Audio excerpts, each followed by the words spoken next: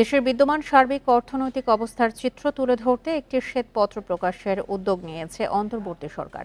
এজন্য বিশিষ্ট অর্থনীতিবিদ ও বেসরকারি গবেষণা প্রতিষ্ঠান সেন্টার ফর পলিসি ডায়ালগ সিপিডির সম্মাননীয় ফেলো দেবপ্রিয় ভট্টাচার্যকে প্রধান করে একটি কমিটি গঠন করেছে প্রধান উপদেষ্টার কার্যালয়। প্রধান উপদেষ্টার প্রেস উইং বুধবার বিষয়টি নিশ্চিত করেছে।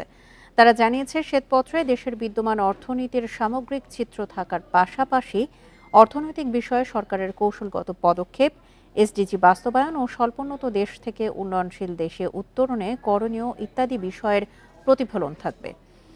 শ্বেতপত্র প্রণয়ন কমিটির আনুষ্ঠানিক নাম বাংলাদেশের বিদ্যমান অর্থনৈতিক অবস্থার শ্বেতপত্র প্রণয়ন কমিটি। এই কমিটির প্রধান দেবপ্রিয় ভট্টাচার্য প্রধান উপদেষ্টা ডক্টর মোহাম্মদ ইউনূসের সঙ্গে পরামর্শ করে কমিটিতে প্রয়োজনীয় সদস্যদের মনোনীত করবেন।